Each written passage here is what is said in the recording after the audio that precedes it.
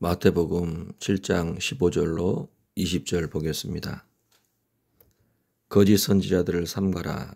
양의 옷을 입고 너희에게 나아오나 속에는 노략질하는 일이라. 그들의 열매로 그들을 알지니 가시나무에서 포도를 또는 엉겅퀴에서 무화과를 따겠느냐.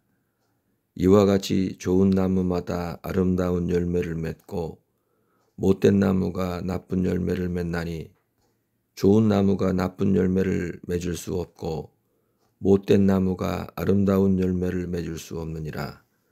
아름다운 열매를 맺지 아니하는 나무마다 찍혀 불에 던져지느니라.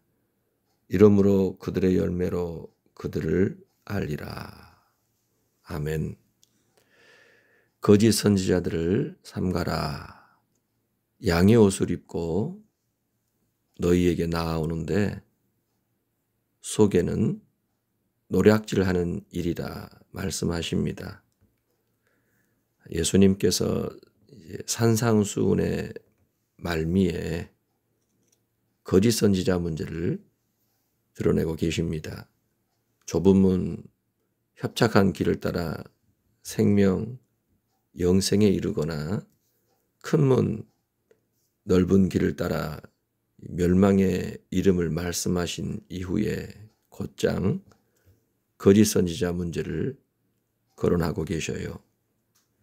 큰 문, 넓은 길로 안내해서 멸망에 이르게 만드는 그 주역, 장본인이 거짓 선지자라는 사실을 알리고 계십니다. 그가 어떻게 생겼는지 실로 무시무시한 악한 자임을 알 수 있어요. 생명, 영생에 들어가야 할 인생을 멸망으로 끌고 쳐넣는 그런 존재가 거짓 선지자입니다. 대단히 끔찍한 일이 아니겠어요? 성경에는 거짓 선지자 이야기가 굉장히 많습니다. 구약에도 거짓 선지자가 계속 출현해서 백성들을 호도했지요.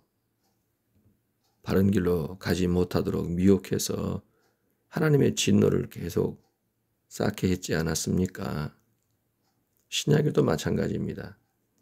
마귀가 아담과 하와를 속여서 그들의 인생과 운명을 처참하게 유린하고 파괴시켜 버렸듯이 이제 마귀는요,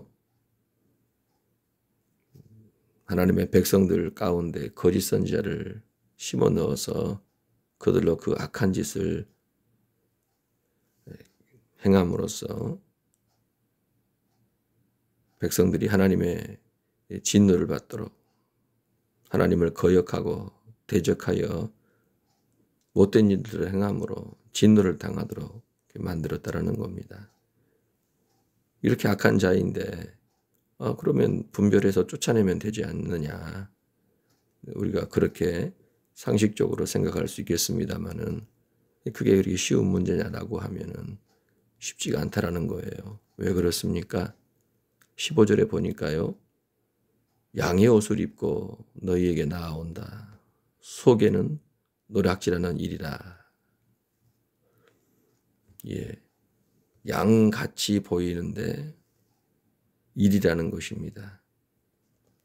양의 옷을 입고 너희에게 나아오니 속에는 노략질하는 일이라. 양처럼 보이려고 양의 옷, 양의 가죽을 뒤집어 쓰고 온다라는 거예요. 그러니까 언뜻 보면 양이에요, 양.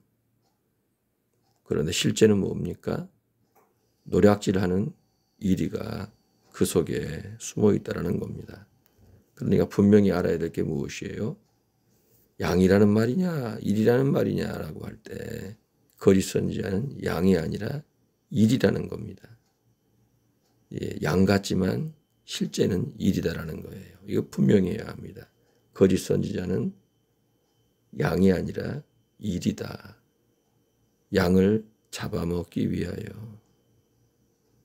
양을 잡아먹기 위하여 자신의 신분을 감추고 들어온 일이라는 거예요. 예, 이 사실을 분명히 해야 합니다. 거짓 선지자는 양이 아니라 일이다. 일이. 예, 양의 옷을 입고 들어오는 노략질하는 일인데 양의 옷을 입는다는 게 뭐죠? 양 잡아먹으려고, 양의 눈에 띄지 않으려고, 예, 양이 쉽게 알아채지 못하게 하려고 자기 동료인 줄 알고 자기와 같은 그런 존재인 줄 알도록 만들기 위해서 양의 옷, 양의 가죽을 이렇게 뒤집어 쓰고 오는 거예요. 그래서 양이 전혀 의심하지 않고 경계하지 못하도록 했다 그 말이에요. 그러니 시력이 안 좋은 양이 알아채지 못한다는 겁니다. 양은 눈이 잘 안 좋은데 특히나 양이 건강 상태가 안 좋으면 시력이 더더욱 안 좋다라고 합니다. 양은요, 그 소리를 잘 들어야 된대요. 양은 귀가 발달해 있어서 주인의 음성인지 아닌지를 잘 가려야 되는데 양이 병이 들면 자기 주인의 그 소리를 듣지 않고 엉뚱한 것들의 소리에 이끌려서 제멋대로 간다라고 해요. 지금 이리가 양 가죽 뒤집어 쓰고 양 잡아 먹으려고 와도 양이 그것을 분별할 수가 없다라는 겁니다. 이 참 무섭지요. 끔찍하지요. 어떻게 분별해야 되는가? 지금 저 들어온 놈이 잡아먹기 위해 들어온 놈인지 아니면 양인지 이거 어떻게 분별합니까? 말 잘못했다가는 큰일 나지 않겠어요? 당신 일이지. 뭐 그렇게 얘기를 하면 너 일이지. 그러면 누가 나 일이야 어떻게 알았대? 아이고 들켰네. 그래 난 네 잡아먹으러 왔어. 뭐 그렇게 순순히 자백하는 일이가 어디 있겠어요? 한사코 팔빼마고 아니라고 끝까지 거짓말하지 않겠습니까? 참 이 문제가 보통 문제가 아닌데 영적인 분별력을 갖지 못하면 정말 큰일 나는 거예요. 양가죽을 뒤집어 썼기 때문에 하는 걸 가만히 보면 양처럼 행동한다는 겁니다. 양 잡아먹기 위해서 양 가죽을 뒤집어 쓸 정도로 접근한다면은요 얼마나 준비를 했겠어요. 양이 정말 모르게 눈치 못 채게. 예. 여러분 마귀가 하와를 넘어뜨리고자 할 때 얼마나 여러분 관찰하며 고민했겠습니까? 뱀이 말을 한다라고 하면 그게 정상으로 보였겠어요? 말하는 뱀, 당장에 이게 이상하네, 이상하다. 그래서 아담과 하와가 좀 떨어져 있는 틈을 타가지고 하와가 전혀 이상하게 생각하지 않게끔 자연스럽게 신기하게 호기심을 유발시키는 듯한 그러한 상황들을 연출해서 그 첫 만남을 대단히 기가 막히게 잘 해냈던 겁니다. 그리고 나니까요 하와하고 뱀하고 친해진 거예요. 점점 더 친해집니다. 하와가 이 뱀이 재밌기도 하고 굉장히 똑똑하지요. 이 마귀가 얼마나 영리하겠어요. 간교하잖아요. 사람의 속을 다 들여다보고 아는 것처럼 너무너무 재미있는 대화 상대가 됐어요. 시간 가는 줄 모르고 대화를 합니다. 그리고 시간이 가니까요. 둘도 없는 친구가 됩니다. 둘도 없는 친구가 돼요. 아담에게도 소개를 했는지 어쩐지는 모르겠습니다만은 전혀 거리낌이 없이 의심은 없고 그렇게 마음을 나누는 그런 사이가 됩니다. 그러던 어느 날 드디어 이 뱀 마귀가 본색을 드러내는 거예요. 선악과 그 중요한 생명이 담겨 있는 그 계명에 대해서 문제 제기를 하잖아요. 그런데 심각한 얼굴로 했겠어요? 전혀 심각하지 않고 중요하지 않은 것처럼 지나가는 말인 것처럼 질문을 던지는 겁니다. 아무것도 아니야. 사소하게 넌지시 던지는 거예요. 그런데 그 말에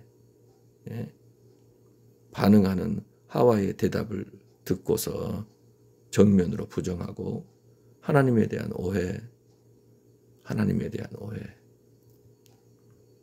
대한 불만을 담아서 결국 하와로 믿게 만드는 겁니다.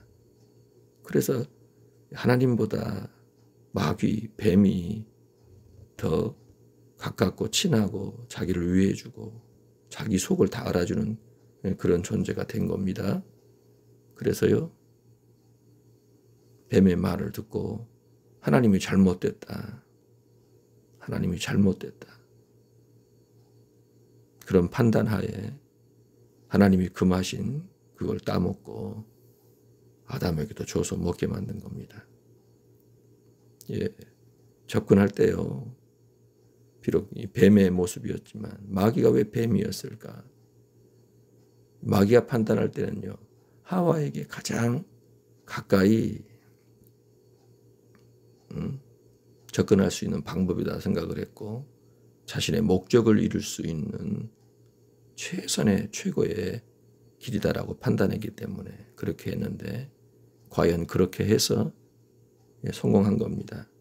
그래서 우리는 이 지경이 된 거지요. 그런데 마귀는요, 이후로도 이제 적그리스도나 거짓 선지자들을 내놓지 않습니까? 거짓 선지자 계속 있었습니다. 성경을 보십시오. 거짓 선지자 얘기가 계속 등장해요. 거짓말을 하는 겁니다. 거짓말을 하는 거예요. 백성들 가운데 있으면서 나름의 영향력을 행사하고 좋은 가문에 있든지 뭐 좋은 배경으로 또 좋은 지식을 갖고서 사람들 사이에서 영향력을 행사한 겁니다. 그러면 그 사람을 만나는 사람들, 교제하는 사람들, 그 사람의 말을 듣는 사람들은요, 전부 다 넘어지는 겁니다. 하나님에 대해서 잘못 알게 되고 하나님이 끔찍하게 싫어하시는 일들을 자연스럽게 행하게 되는 거예요. 다양한 형태의 거짓 선지자들이 등장을 해서 그 시대마다 하나님 백성들을 괴롭혔고 하나님 앞에 큰 죄를 범하게 했던 것입니다. 그래서 쉽게 알아차릴 수가 없다라는 거예요. 꼭 양입니다. 꼭 양이에요. 양이에요, 양. 그러나 뜯어보면 나중에 알고 보면 일이라는 것입니다. 양이냐 일이냐라고 할 때 우리 눈에는요, 우리의 육안으로는 양처럼 보인다라는 것이 이게 문제가 아니겠습니까? 그렇습니다. 정말 그래서 이 거짓 선지자 문제는 조심해야 합니다. 조심해야 해요. 양으로 보여요. 양으로 보인다라는 겁니다. 그래서 이단에 빠져 있는 사람들, 여러분, 우리는 쉽게 그들에 대해서 어리석다라고 얘기를 합니다. 내가 그런 일을 겪거나 난 전혀 안 그럴 거야. 아니요, 아닙니다. 정말 하나님 은혜로 우리가 지금 그렇게 빠져들지 않아서 이렇게 신앙생활을 그나마 하고 있는 것이지, 정말 우리에게 그런 일이 우리가 겪게 된다면은요, 우리도 장담을 할 수가 없다라는 거예요. 왜요? 우리가 좋아할 만한 그런 모습으로 양으로 온다라는 겁니다. 일인 줄 모르고 양으로 온다라는 거예요. 그래서 저와 여러분은 정말 조심해야 되고요. 우리 주님이 거짓 선지자 문제에 대해 하신 말씀을 잘 기억해서 그 말씀에 따라 행해야 될 것입니다. 그래서 우리가 먼저 분명하게 짚어야 될 부분은 거짓 선지자는 양이 아니라 일이라고 하는 사실. 양처럼 보이는데 일이다라는 사실을 기억해야 할 것입니다. 자, 16절을 보니까요.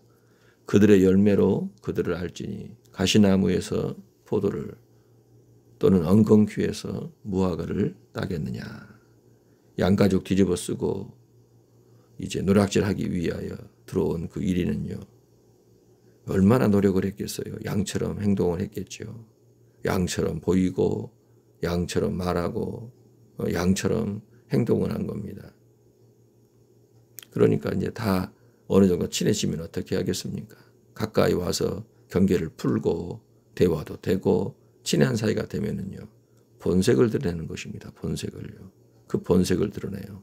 그런데 그 본색을 드러낼 때 알아차리게 하는 게 아니라 하는 그 말 속에 자신의 이 본색이 담겨 있는 내용들이 나와요. 마귀가 하와에게 그렇게 재밌고 유익하고 즐거운 시간들을 함께 보내지 않습니까? 절대 자기 속내는 드러내지 않아요.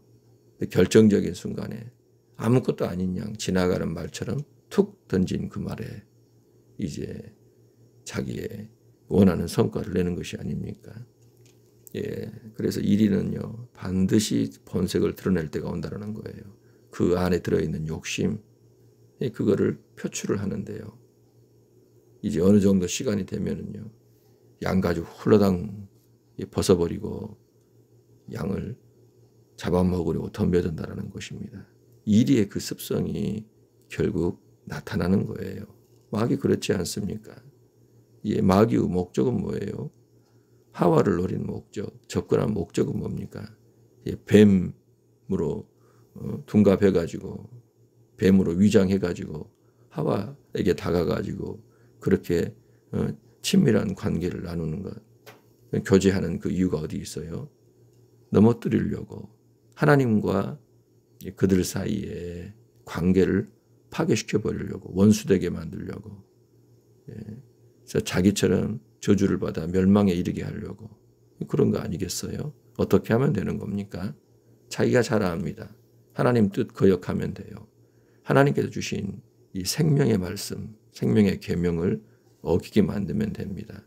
하나님을 오해하게 만들어요. 하나님에게 원망, 불평을 갖게 합니다. 그래서 하나님에 대해서요, 거역하고 대적하는 태도를 심어 넣어서 그렇게 행동하게 하면 되는 거예요. 때가 되니까 이제 됐구나 싶으면은요, 그렇게 돌변해가지고 그 일을 벌이는 겁니다. 근데 그 일 진행 과정이 전혀 알아차리지 못하는 거예요. 예. 제가 누누이 말씀을 드립니다마는 이단의 가르침들이 정말 무서운 게 뭡니까? 하나를 들으면은요, 그 다음에 연결하는 그 과정들이 너무 매끄러워요. 그래서 이거 봐라, 내가 뭐 하나 얘기해 볼게. 당신 이거 어떻게 생각해? 이거 아니야? 그래? 그럼 이건 왜 이러지? 이걸 이렇기 때문이야. 그런가? 응, 그런 것 같네. 이건 어떻게 돼? 예, 그 이단의 그 논리를 점점 더 감춰놓고 점점 더 그렇게 몰아가는 겁니다.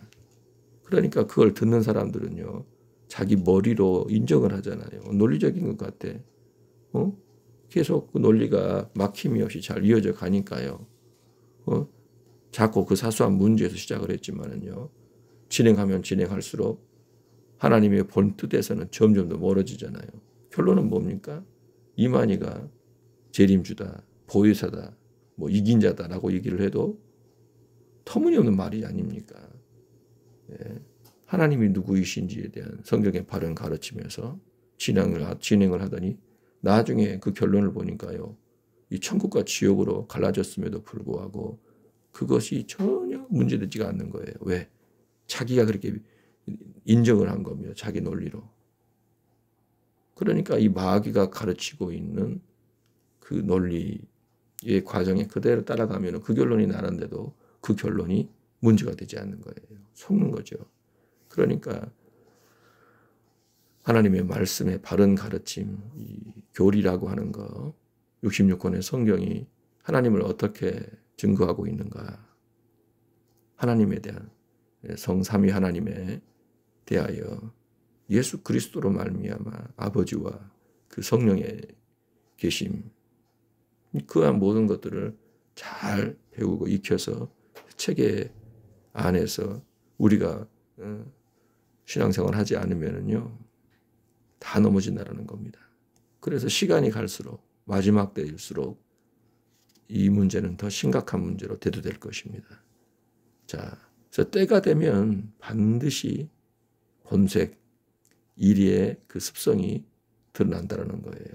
비록 양처럼 보이게 하려고 양가죽 쓰고 들어왔는데, 그래서 경계를 풀고 이제 적정한 거리가 되잖아요. 관계가 되었잖아요. 그러면은 돌변하는 겁니다.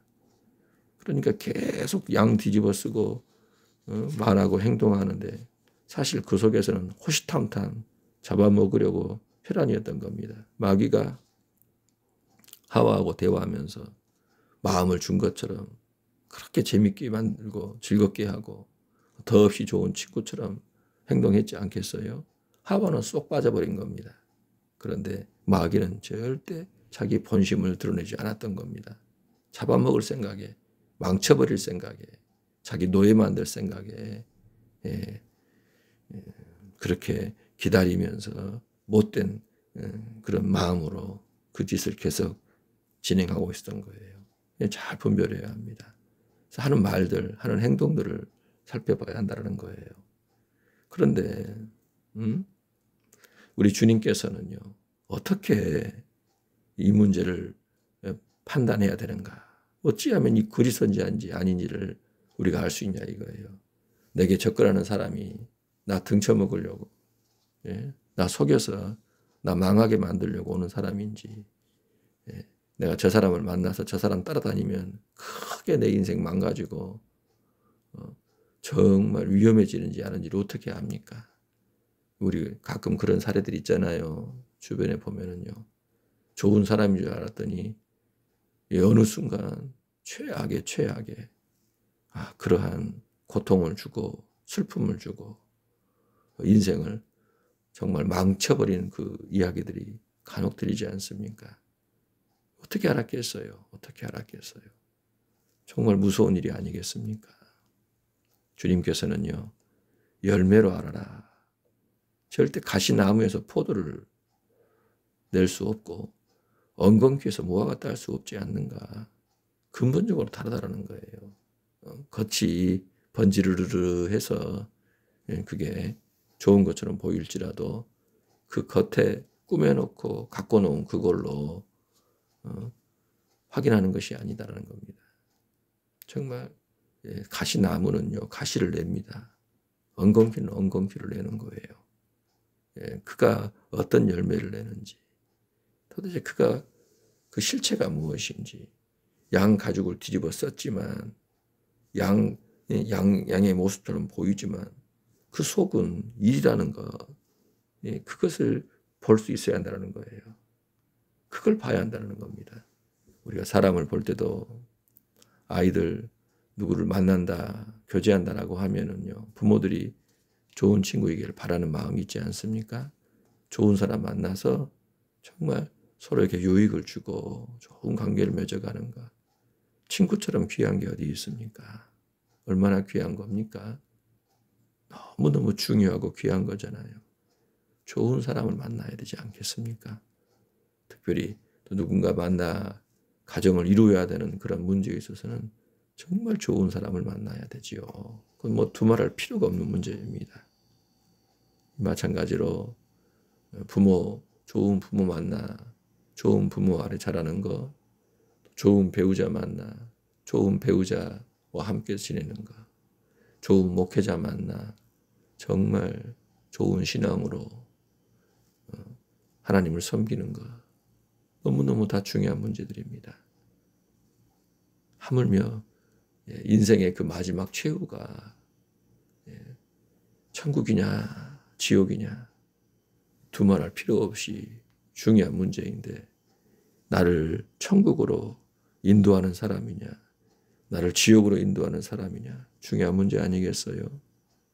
거짓 선지자 만나면은요 끝나는 겁니다.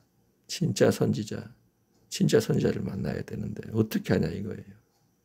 양의 옷을 입고 나오는데, 참 선지자도 거짓 선지자도 다 양 가죽을 가지고 있잖아요. 그런데 속에가 양인지 일인지 분간할 수가 없다는 겁니다. 그래서 잘 살펴봐야 돼요. 잘 살펴봐야 돼요. 열매로밖에 알 수 없다는 겁니다. 예. 열매로밖에 알 수가 없다라는 거예요. 자, 거짓 선지자는 뭐와 같다고 말씀하시는 거예요? 가시, 엉겅퀴 같다. 뭐 가시도 쓸 때가 있고 엉겅퀴도 쓸 때가 있지만 약효도 있고 그러겠지만 지금 이 구절에서는요, 이 본문에서는 뭡니까? 가시, 엉겅퀴는 악하다라는 의미예요. 해악을 끼친다라는 의미로 말씀하는 겁니다. 포도와 무화과와 대조를 이루는 쓸데없고 해만 되는 그러한 존재로 지금 표현하고 있는 것입니다. 해만 될 뿐이지 유익 없고 시간이 가면 갈수록 더 그 해악이 극명해지는 그러한 거짓 선지자를 가시와 엉겅퀴와 같다. 그렇게 말씀하는 겁니다. 양이 가시 먹고 엉겅퀴 먹으면 어떻게 돼요? 예, 큰일 나겠죠. 몸에 해로운 거 막 뜯어 먹고 되겠냐 이거예요.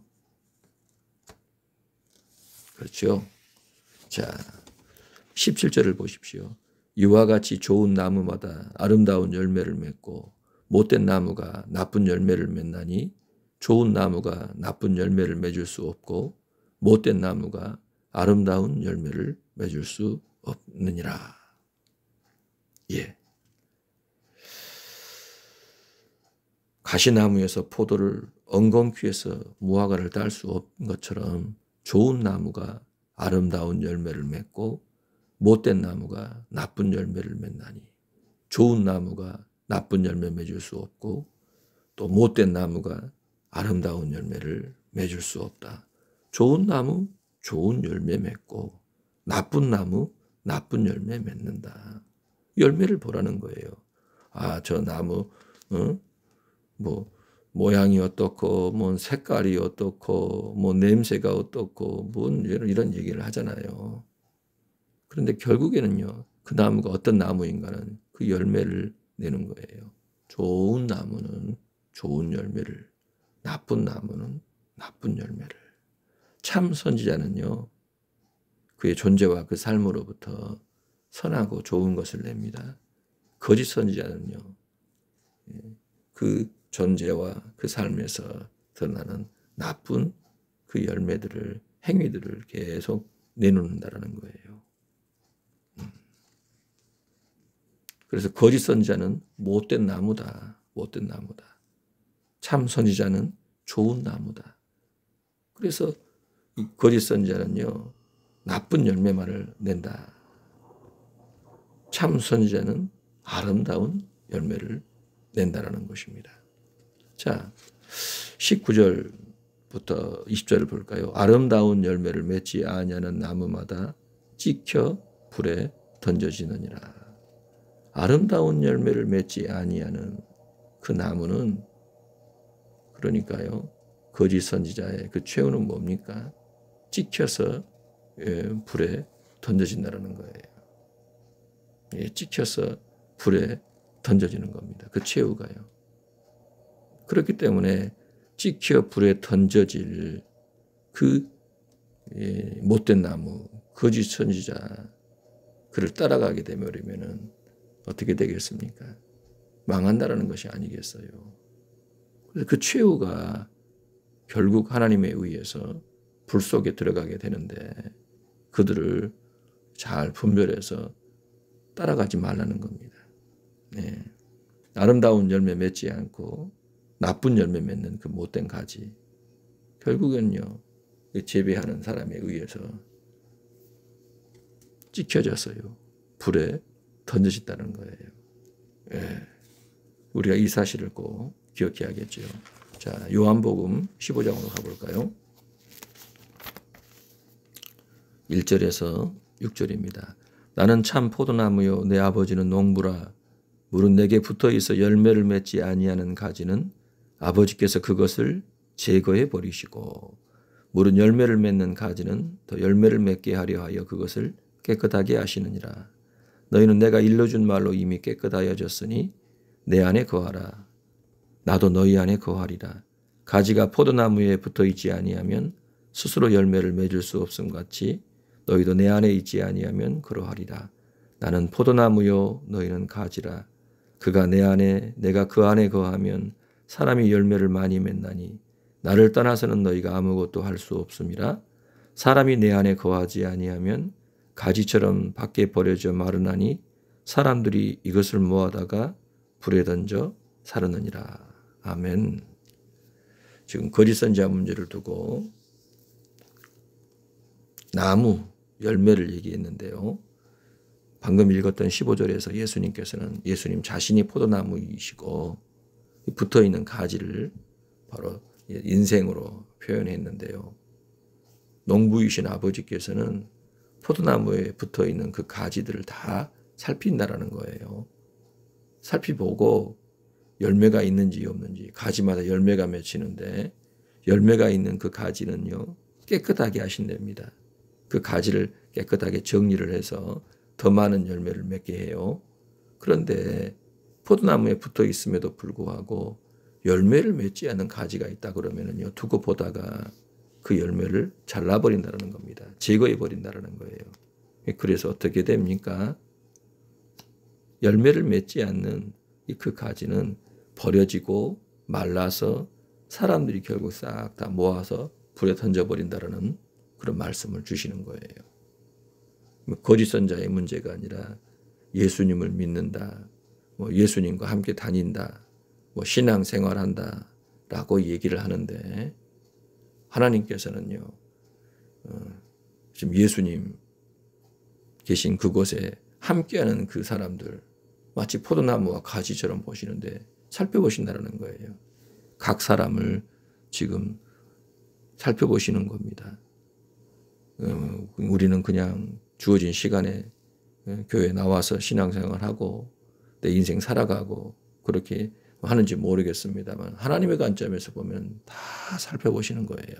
교회 생활뿐만 아니라 가정생활, 직장생활, 학교생활, 그리고 중심에 무슨 생각을 하는지, 어떤 목적으로 지금 삶을 대하고 신앙을 대하고 하나님을 찾고 있는지 다 보고 계셔요. 다 알고 계셔요. 정말 여러분 그 사실 명심해야 합니다.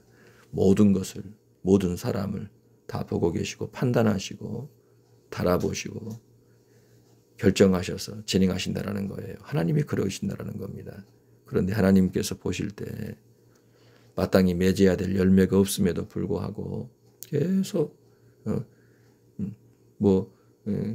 같이 붙어 있는다고 해서 끝까지 가서 그가 열매를 맺는 게 아닐 수 있다라는 겁니다. 하나님의 때에 하나님께서 잘라서 버리실 수 있습니다. 예수 그리스도 그분 안에 정말 거하여야 합니다. 거해야 한다라는 것은요 어떠한 책임이 있냐면은 반드시 그 예수님의 그 열매를 내야 한다는 거예요. 나무에게서 진액을 받아서 그 나무가 맺어야 될 나무에서 맺히는 그 열매를 그 가지를 통해서 맺혀야 한다는 겁니다. 예수 믿었습니까? 신앙생활하고 있습니까? 예수 그리스도와 같은 그 모습들 크게 드러나야 되는 거예요. 열매가 나와야 되는데 가지만 덩그러하니 붙어 있을 뿐이지 열매가 없다. 열매가 없다. 그 필요 없는 가지잖아요. 필요 없는 가지잖아요. 죽어있는 가지든지 뭔가 문제가 있는 거예요. 더 놔두면은요 다른 가지들까지 문제가 생기잖아요. 그러지 않겠습니까? 그래서 농부이신 아버지께서는요 그 가지 잘라서 버린답니다. 모아다가 불에 던진다라는 거예요. 오늘 저와 여러분에 대하여 하나님께서 어떤 관점이신지 우리를 아드님의 그 생명을 희생하셔서 자녀 삼으신 귀하고 복된 자들인데요. 여러분 그 사실을 믿지 않고도 교회 다닐 수 있습니다. 예수님과 함께 사는 것처럼 흉내낼 수 있어요.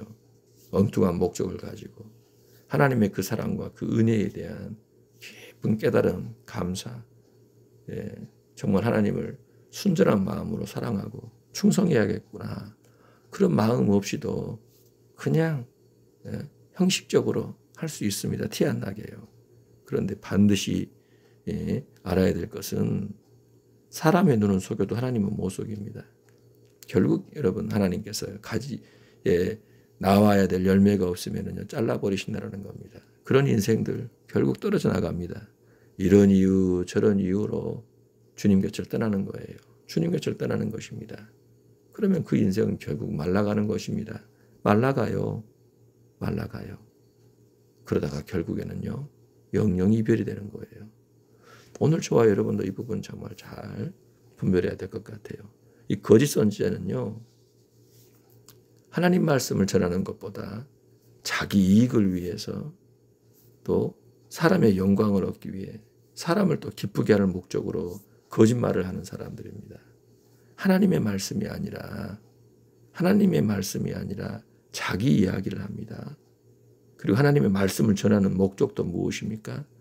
자기 이익을 위해, 자기 영광을 위해 그 말씀을 이용하는 거예요. 속내는 따로 있는 것입니다. 속내는요. 정말 하나님이 자신을 보내셔서 지금 내가 말씀을 전하는 이 대상들이 하나님의 양이다. 하나님의 양. 하나님의 양들이 잘 먹이고 잘 돌봐서 그들이 잘 자라도록 하는 것이 자기의 사명인데 그게 아니라 이용해 먹기 위해서 그리고 그들의 마음을 얻기 위해 그들로부터 상을 얻기 위해서 거짓말로 서슴지 않는다는 거예요. 하나님 말씀에다가 이것저것 섞어가지고 사람의 말, 자기의 말을 한다는 것입니다. 자, 누가복음 6장 26절에 보니까요. 모든 사람이 너희를 칭찬하면 화가 있도다. 그들의 조상들이 거짓 선지자들에게 이와 같이 했다. 우리 예수님이 말씀하셔요. 거짓 선지자들은요. 사람들에게 인기가 많았습니다. 그래서 예수님의 제자들이 사람의 말에 자꾸 연연해서 사람의 눈치를 보면서 사람에게 칭찬을 받으려 하는 그러한 의식을 갖게 되어버리면 거짓 선지자처럼 되는 것입니다. 조상들이 구약의 이스라엘 백성들이 거짓 선지자들에게 대했던 태도들이 무엇입니까? 거짓 선지자들은 그 백성들 그 욕망을 이루기 위하여 정말 그들이 얻고자 하고 갖고 싶어 하는 것들 그것을 잘 알아가지고 그것을 이룰 수 있는 것처럼 하나님을 통해서 이룰 수 있게끔 얘기를 하는 겁니다. 그러니까 사람들이 얼마나 좋아했겠어요. 사람들의 마음에 쏙 드는 얘기. 자기 마음을 너무너무 잘 알아줘요. 자기 형편 사정을 잘 알아가지고 그것을 자꾸 신앙의 힘으로 이룰 수 있다. 그렇게 자꾸 사람들을 북돋아주고 이러니까요. 사람들이 다 좋아서 막 칭찬하는 겁니다. 지금 하나님은 그 사람들 형편 사정을 모르시는 것이 아니지요. 뭘 얻고 싶고 뭘 이루고 싶은지 모르는 게 아니잖아요. 그런데 하나님은요. 그것을 얻게끔 하시려고 그들을 돌보시는 게 아니잖아요. 하나님의 뜻이 있어요. 그들이 당장 이 세상에서 사는데 힘든 문제들이 있잖아요. 먹고 살 문제들. 남들처럼 좀 이런 것도 좀 얻고 싶고 누리고 싶은 부분들이 있어요. 아셔요. 그러나 하나님은 그렇게 다루시지 않는다는 겁니다. 그런 식으로 얘기를 하면 이스라엘이 왜 광야로 들어갑니까? 가나안까지 가는 과정을 보세요. 하나님이 길을 정하시고 하나님께서 그들에게요. 명하신 부분들을 다 이루시잖아요. 하나님의 방식이 있는 건데 거짓 선지자들은요. 하나님의 뜻, 하나님의 계획에 대해서 하나님의 어떤 양육 방식에 대해서는 관심이 없습니다. 백성들이 뭘 원하고 있지? 뭘 얻고 싶어 해? 그것을 자꾸 들여다보고 그것을 하나님 이용해서 주신다, 줄 것이다, 위로한답시고 그렇게 얘기를 하는 겁니다. 그러면은 당사자들은 좋은데 하나님은 어떻습니까? 끔찍한 일이죠. 하나님의 뜻이 아닌데 그렇게 지금 보고 계시지 않은데 그 문제가 아닌데 사람들을 엉뚱한 문제 오히려 하나님이 이루고자 하는 그 문제에 반대하는 쪽으로 거역하는 쪽으로 사람들을 미혹시키는 겁니다. 거짓 선지자가 그렇게 무서운 거예요. 그래서 모든 사람이 다 칭찬하는 사람 여러분 조심해야 합니다. 사람의 본성에 대해서 가장 완전하게 아시는 분은 하나님이신데 하나님의 그 말씀을 잘못 가르치는 것이 그렇게 위험한 문제가 될 수 있어요. 사도행전 13장에는요. 이 엘루마라고 하는 거짓 선지자가 등장하잖아요. 바울이 총독에게 복음을 전하니까 그것을 옆에 있다가 어떻게든 못 전하게 가로막지 않습니까? 그래서 바울이 이 거룩한 분노로서 저주를 하잖아요. 장님이 돼버립니다. 시력을 잃어버리는 거예요. 하나님께서 역사하셔서 이 복음을 대적하는 자가 중요한 이 기관의 이 지도자 그 옆에 달라붙어 가지고 그 도성 자체를 큰 위험에 빠뜨렸다 하는 것을 우리가 알 수 있어요. 주변에 지금 누가 있는가, 가까이 누가 있는가 굉장히 중요한 문제가 아닐 수 없습니다.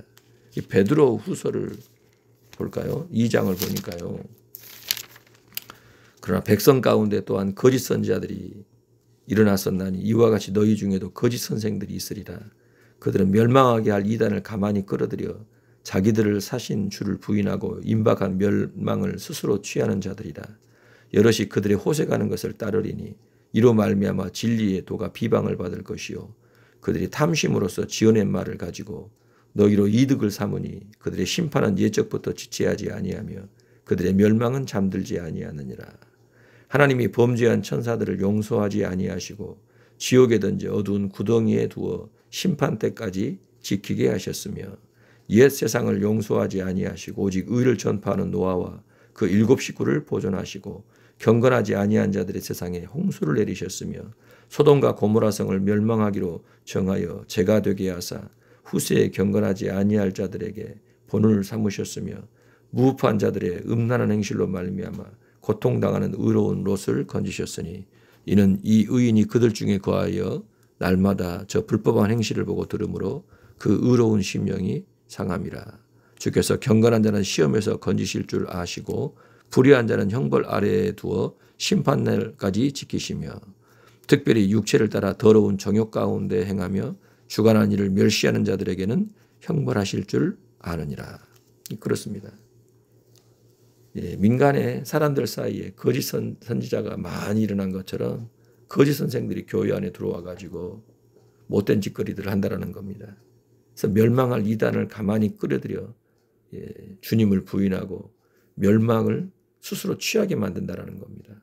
그런데 그들이 하는 그 열매가 뭡니까? 호색한다라는 거예요. 음란한 짓들을 해서 진리의 도를 비방받게 합니다. 탐심으로 지어낸 말을 가지고 이득을 삼아 가지고 하나님의 양떼 백성들을 범죄케 하는 그 악을 행한다라는 거예요. 이게 다 거짓 선지자라는 것입니다. 교회 안에 끊임없이 들어오는 거예요. 그래서 교회가 자정 능력이 있어야 돼요. 분별력을 가지고 있어야 돼요. 이 세속에 물들지 않고 정말 어떤 존재인지, 우리가 지금 어디를 향해 가고 있는지, 어떻게 하면 그 길로 바로 갈 수 있는지, 우리를 향하신 하나님의 그 기준이 무엇이고 뜻이 무엇인지를 잘 분별해서 주의 말씀 속에 성령의 인도를 따라 양육을 받지 않으면은요, 여기서 저기서 들어오는 이 거짓의 영들의 미혹이 되어서 넘어진다라는 것입니다. 거짓 선지자는요, 참 선지자를 핍박했다라는 것을 알 수 있어요. 에레미야가 전하는 그 메시지를 정면으로 대적해서 거짓말이라고 하고 거짓 선지자라고 매도했던 제사장 인멜의 아들 바수울이 있었지 않습니까? 여러분 그가 결국 어떻게 됐습니까? 하나님 앞에 혹독한 저주를 받지 않습니까? 거짓 선지자들은요, 백성들이 하나님을 무시하고 그 말씀을 대적하도록 유혹을 한 자들입니다. 하나님 말씀을 가볍게 여기고 하찮게 여겨가지고 함부로 행하도록 그런 유혹을 합니다. 그리고 하나님이 아닌 다른 신을 섬기려고 조장하는 일들을 벌였던 것입니다. 그러니까 진짜 선지자들은요, 이 거짓 선지자들과 싸워야만 했어요. 그게 여러분 이 역사입니다. 열왕기상 22장에 가서 보면은요, 이 미가야 선지자, 그가 300명이나 되는 이 거짓 선지자들과 싸우잖아요. 영적인 싸움을 벌이는 걸 알 수 있어요. 엘리야가 바알 선지자, 아세라 선지자 850명, 나라 전체가 성격이 바뀌어버리니까 자신만 남은 것 같은 그 고독과 두려움 속에서 영적 전쟁을 벌였던 것을 우리가 알지 않습니까? 뭐 에레미야서, 에스겔서, 뭐 스가랴서, 성경 뭐 전체적으로 보면은 이 거짓 선자의 문제가 계속 나오는 거예요. 구약이든 신약이든 하나님의 백성들이 존재한 그곳에는 반드시 등장을 해서 이 백성들을 괴롭히고 못 살게 굴고 결국 멸망으로 끌고 가려고 발악을 하는 그러한 악한 존재가 반드시 들어온다는 것입니다. 그래서 분별해야 돼요. 바울이 전했던 그 복음을 듣고 교회가 세워지는데 바울은요 또 다른 곳을 향해서 복음 전하러 가야 되잖아요. 그때마다 꼭 경고한 이야기가 뭡니까? 먼저 믿은 사람들로 하여금 이리가 온다. 이리가 온다. 나 가고 나면 이리 올 건데 조심해야 한다. 바울은 그 이치를 안 것 같아요. 절대 마귀가 가만히 있지 않는다. 하나님의 백성들에 대해서 마귀가 가만히 있지 않아요. 자꾸 집어넣어요. 알곡 가운데 가라지를 집어넣듯이 교회 안에 이 거짓 영들을, 이 거짓 선생들을, 거짓 선지자들을 집어넣어가지고 교회를 어지럽힌다는 겁니다. 이스라엘 백성들이 광야 가는 길에도요. 따라온 무리들 가운데서 그러한 자들이 있잖아요. 여기서 저기서 욕망을 따라 행하도록 하나님 대적하도록 그래서 아론을 유혹해가지고 금송아지 만들게 하지 않습니까? 그래놓고 쏙 빠져버립니다. 자기 안 했다 그러는 거예요. 절대 조심해야 합니다. 그래서 사람을 잘 가리고 분별해야 돼요. 교회 안에 누가 들어오는지 각 사람이 어떻게 지금 믿음이 자라가고 있는지 진짜 믿음인지 가짜 믿음인지 이러한 것들을 잘 가리면서 바른 신앙으로 잘 세워지고 주를 위해 충성해서 이 주님 앞에 정말 좋은 열매를 맺는 그래야 상을 받는 그러한 신앙과 삶이 되어야 할 것입니다. 하나님 아버지 거짓 선지자를 삼가하라고 말씀하셨습니다. 큰 문 넓은 길로 인도하여 멸망으로 이끄는 자라 말씀하셨는데 양의 옷을 입고 오기 때문에 도무지 분간할 수가 없다라고 하셨습니다. 양인 것 같지만 실제는 이리인데 이리로 보지 못하고 양으로 봐서 소가 큰 피해를 입게 됨을 우리로 경고하셨으니 분별력 주셔서 속지 않게 하여 주소서. 우리를 향하신 하나님의 뜻이 어디에 있는지를 잘 분별하여 하나님의 뜻 가운데 바르고 건전한 신앙으로 잘 자라게 하여 주시고 우리에게 허락된 이 땅에서의 단 한 번뿐인 이 시간들이 참으로 하나님께 칭찬을 받을 만한 시간들이 되게 하소서. 거룩하신 주의 말씀을 날마다 날마다 먹여주셔서 이 말씀으로 잘 양육이 되어 참으로 하나님 영화롭게 하는 기쁘시게 하는 하나님께 칭찬과 상을 받는 신앙과 삶이 되게 하소서. 성령의 능력으로 우리를 붙들어 주셔서 믿음으로 승리하는 오늘 되게 하소서. 영광과 찬송을 주께 돌리며 예수님 이름으로 기도합니다. 아멘.